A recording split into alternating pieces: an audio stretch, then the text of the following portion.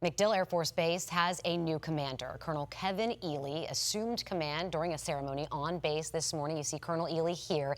He replaces Colonel Ed Szczepanik, who's headed to the Pentagon. After the past 2 years, Szczepanik has led MacDill through historic challenges, and before leaving Tampa, he sat down with me for a candid conversation about what it takes to lead one of America's most important military installations. I will do 3 things. I will care. When Colonel Ed Szczepanik took command of MacDill Air Force Base, he knew the job was demanding. He didn't expect his very first weekend to be spent evacuating the installation's aircraft ahead of Hurricane Debbie, followed by Helene and Milton. But what I think surprised me more than just the hurricanes themselves was the relentless pace of communication and decision-making that comes at the installation level when you have to evacuate a base for 2 hurricanes. For most communities, hurricanes are the biggest emergency. At MacDill, they're part of the mission. The base is home to the 6th Air Refueling Wing, U.S. Central Command, and U.S. Special Operations Command, making it one of the military's busiest hubs for operations around the world. But when a large majority of your aircraft and your folks are gone, you feel it, you notice it, the ramp is emptier, the squadrons are emptier, but somehow you feel busier even though there aren't people around.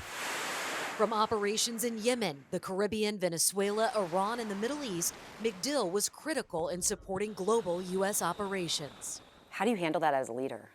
Well, I don't handle it as a leader individually. For one individual to handle that for 4,300 people would probably be professional malpractice. Have the recent world events with CENTCOM and with SOCOM changed how you view security for the base? 100%. Yeah, absolutely. And look, there's a very specific example from middle of March that I'm sure we'll talk about. The FBI is now on the scene investigating a suspicious package. In March, investigators say Alan Zhang planted a live explosive device outside MacDill's visitor center. It was discovered 6 days later, prompting a massive security response. Our team with military working dogs swept a large portion of the base based on the nature of the call that came in.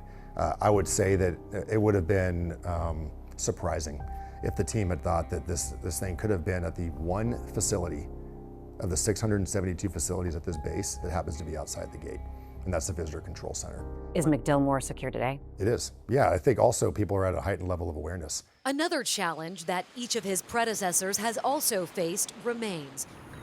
For years, families living in privatized military housing have reported mold and unsafe conditions. He says there's been progress, but it's still not to the standards the military expects. I believe the owners of the homes, we were not military, right? They're a private organization.